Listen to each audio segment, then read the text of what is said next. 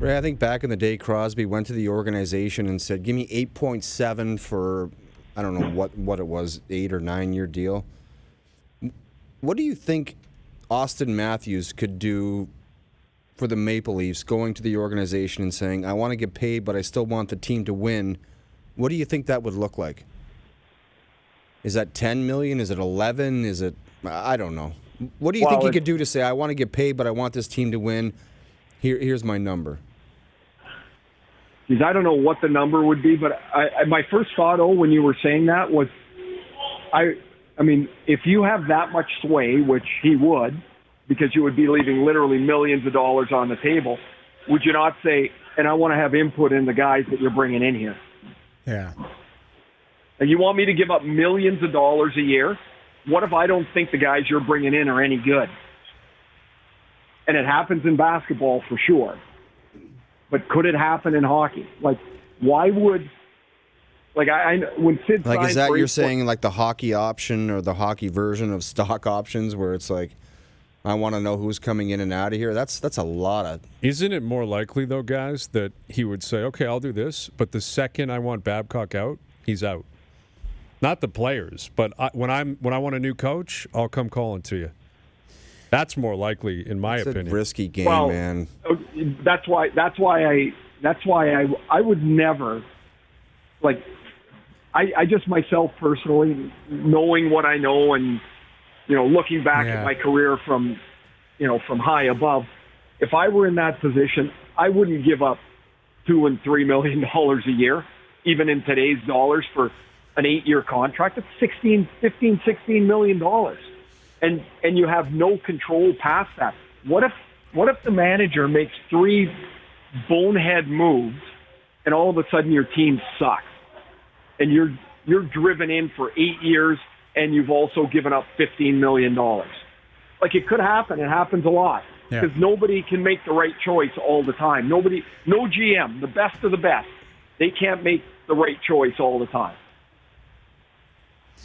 It's tough to leave money on the table, but I think you could find somewhere in between. If we were talking about this before, especially the Toronto market, Auston Matthews, say he leaves, let's just say $1 million on the table.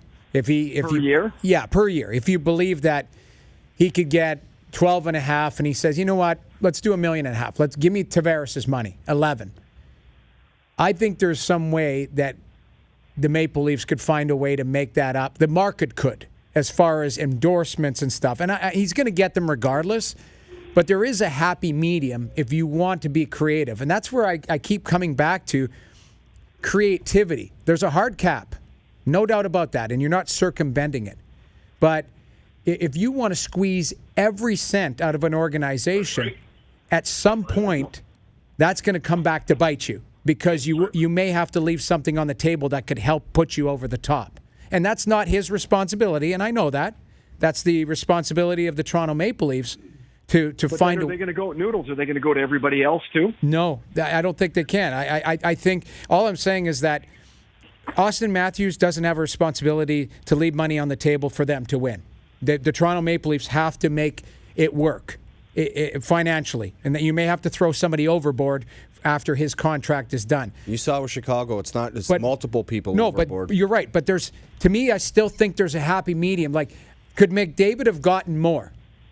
Like, that's my question. Could he have gotten 13.5? Well, technically, he could have, of course. Right. How much? That's when I say how much. But that's what, like, how much is enough for Auston Matthews in his mind, where he's not blowing the bank and blowing his team's chances of trying to surround him with a player that... Well, McDavid's a good... Sorry to butt in, I just thought McDavid's a great choice. So right. let's say he left $1 million on the table. Like, it could have been 13.5 and it became 12.5. Well, they've done a bang-up job with the money around him, haven't they? No, you're right. They haven't. And he left $1 million on the table for it. But he left Daryl Cates $1 million extra per year, and he had direct impact on the first 9 goals of the year. Right. Well, you know what? The thing about that, though, Ray, is perfect way. I still believe he did that simply for PR, and I think it was smart. Like, it's a charitable move, but it's a PR move. I think he invested in his own PR and his own market, because I think as unfair as it is, fans For what? Because you go get this guy's jersey. You got to have it. No, fans are going to say, "Wow, look at that! Now Draisaitl can get paid. Good for you, Connor. You love it in Edmonton." I believe that was a PR move. I don't think he had to do it. Okay, but see, these are great examples. So Hayes, McDavid takes 12.5, so they can pay Draisaitl 8.5. Well, Draisaitl didn't take less. No, Draisaitl got over his market value at that time, and possibly because McDavid left money on the table. Well, how's that right? Why didn't Draisaitl take less? And then pretty soon the next guy takes less.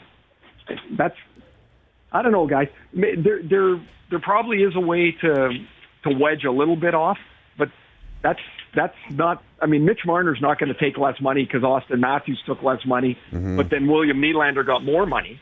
Like, none of that makes any sense.